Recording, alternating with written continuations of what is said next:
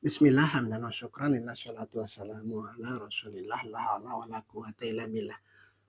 Teriring doa dan salam, semoga hingga kesempatan kali ini kita semua senantiasa dalam keadaan sehat walafiat dan tidak kurang satu apa.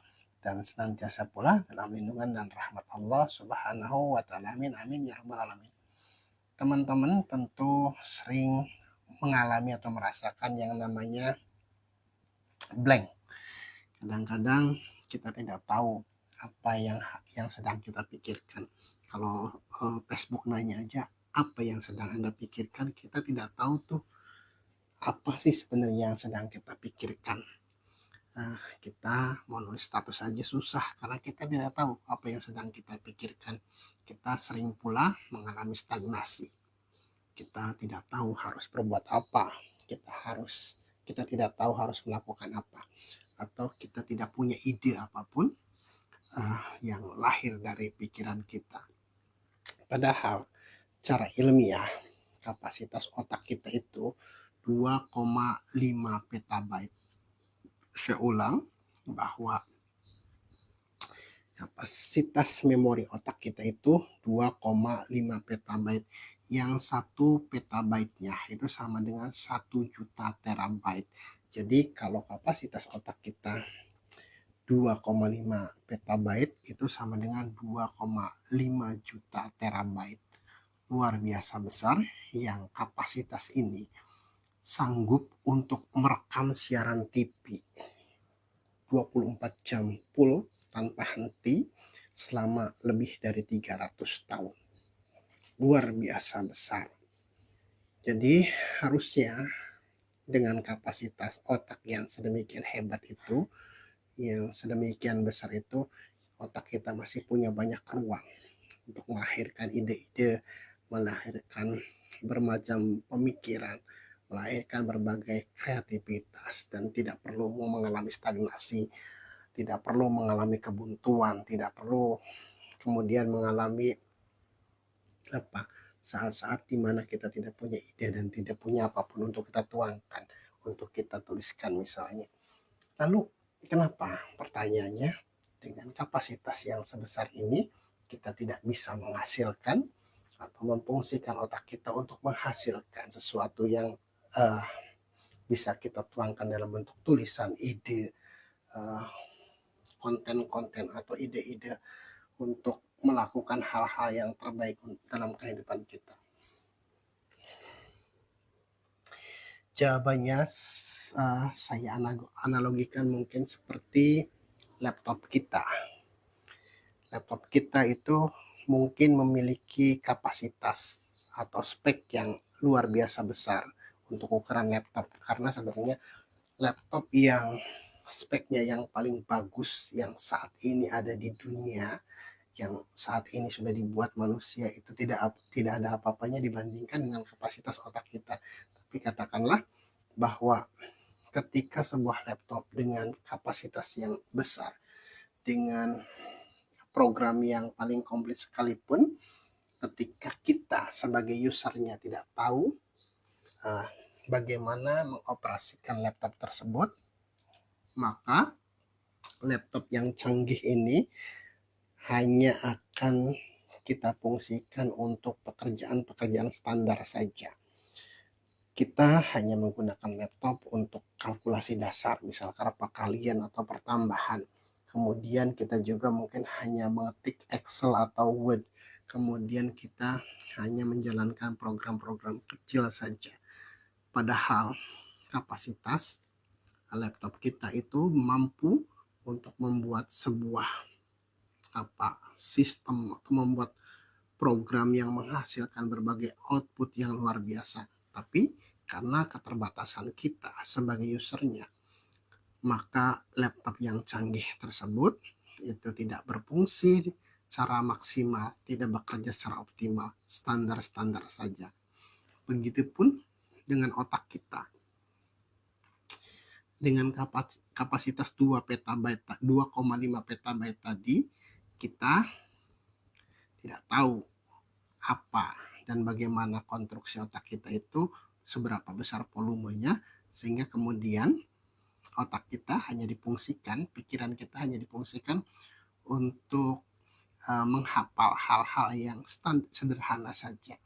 Kemudian otak kita hanya digunakan untuk memikirkan yang remeh-remeh saja. Kita lebih senang menggunakan atau memfungsikan otak kita untuk melihat drama-drama yang mungkin di televisi, atau bahkan drama-drama realitas yang sebenarnya tidak perlu kita lihat. Kita sering memfungsikan otak kita untuk melihat perselisihan di tengah-tengah masyarakat. Kita sering menggunakan otak kita, pikiran kita untuk menganalisa kejadian-kejadian yang sebenarnya itu di luar kapasitas kita. Ada intrik politik yang sebenarnya kita tidak tahu politik itu seperti apa. Ada kemudian perdebatan yang entah ujungnya kemana. Yang satu bilang ini, yang satu bilang begitu. Kemudian kita berada di tengah-tengah, seolah-olah kita jadi analisator. Jadi itu yang sering kita gunakan. Kemudian kita juga kalau membaca bacaan-bacaan yang romanticisan istilahnya, yang bacaan-bacaan yang sebenarnya tidak terlalu kita perlukan dalam kehidupan ini.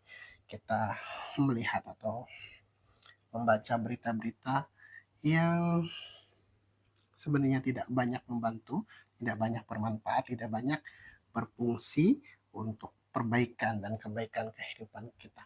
Itu salah satu alasan, itu salah satu faktor kenapa kemudian kapasitas otak kita yang luar biasa besar, yang tidak mungkin ditandingi oleh kapasitas laptop yang paling baik sekalipun, berfungsi ala kadarnya saja, sekedarnya saja, tidak menghasilkan hal-hal yang bermutu dan bermanfaat bagi kita. Bahkan kadang-kadang kita justru membiarkan otak kita mengering, kehabisan ide, karena kita lebih senang kopas pendapat orang lain. Kita senangnya nih kalau ada misalkan berita atau sesuatu yang kita baca di media sosial, kita kutip tuh tanpa melihat lagi apakah ini hoax, apakah ini benar, apakah ini kemudian perlu diteruskan untuk kita tindak lanjuti atau tidak. Pokoknya kita kopas. Ketika berbicara tentang kebencian terhadap seseorang, copy paste, si A tuh benar begini. Ketika ada video yang menghujat, kopilah hujatan itu jadi keberandanya, jadilah kemudian ikut-ikutan jadi penghujatnya Anda.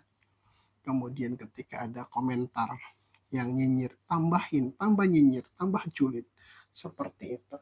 Itulah yang kemudian salah satu faktor kenapa kemudian kita tidak bisa melihat kehandalan dan kehebatan kapasitas otak kita. Yang kedua, kenapa kemudian kita tidak atau belum dapat memaksimalkan kualitas dan kapasitas otak kita yang luar biasa itu, karena kita terlalu sering otak kita terlalu sering digunakan untuk memikirkan sesuatu yang bersifat kognitif secara bersamaan. Analisanya atau analoginya seperti ini. Ketika laptop kita yang canggih tadi membuka sedemikian banyak file dalam waktu yang bersamaan, biasanya kalau dalam kondisi-kondisi tertentu, saya pun sering membuka file itu, Excel filenya aja mungkin lebih dari 10 file yang dibuka dalam waktu bersamaan, yang kemudian saya tautkan dari satu file ini ke file ini, di look up lah, disatukan. Kemudian belum lagi ada data-data yang dari luar, gambar dan sebagainya, sehingga kemudian saat itu layar laptop kita tuh penuh dengan file-file yang terbuka. Pernah dalam kondisi migrasi sistem, saya harus mengerjakan tugas di laptop saya itu dengan menggabungkan data yang raw-nya, yang baris datanya itu melebihi kapasitas Excel saat itu. Sehingga seumur hidup saya baru tahu ada pesan dari laptop itu, maaf, Excel tidak bisa melakukan pekerjaan ini karena kapasitasnya terlalu besar. Kalau ada program lain silakan gunakan program Excel sampai nyerah saking banyaknya file yang saya buka. Dan ketika kondisi seperti itu, laptopnya itu otomatis turun performanya, bahkan kadang hang.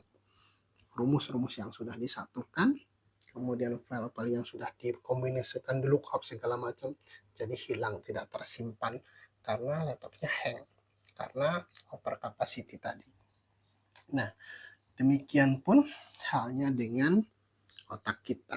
Otak kita yang luar biasa ini, kadang-kadang kita sadar atau tidak memporsirnya dengan pekerjaan-pekerjaan kognitif yang dilakukan secara bersamaan.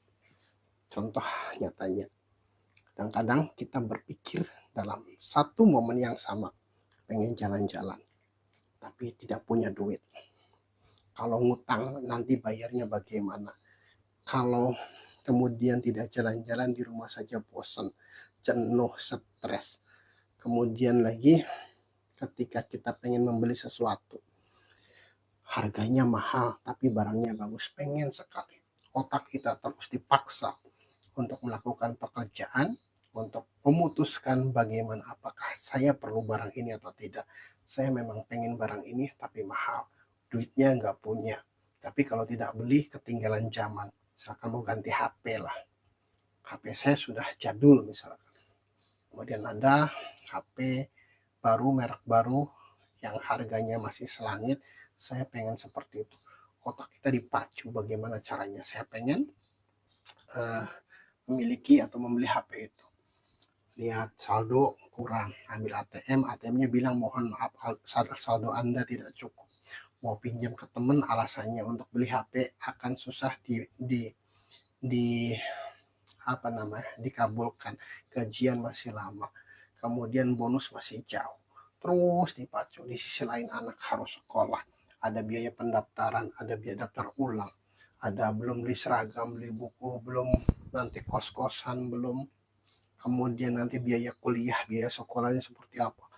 Dalam waktu yang bersamaan, otak kita dipaksa untuk bekerja keras. Dan yang terjadi kemudian adalah seperti komputer saya tadi. Mohon maaf, Excel tidak bisa melakukan ini. Jika ada program lain, silakan gunakan program lain. Otak kita pun seperti itu. Mohon maaf, saldo Anda, otak Anda tidak bisa merubah saldo Anda dari nol jadi berkecukupan. Otak Anda tidak bisa merubah keinginan Anda untuk menjadi nyata dalam sekejap mata. Otak Anda tidak bisa kemudian mengantar Anda untuk jalan-jalan ke tempat tujuan Anda kalau Anda tidak punya duit. Otak Anda tidak bisa kemudian membayar uang kuliah anak Anda hanya karena dengan ingin saja. Otak Anda tidak bisa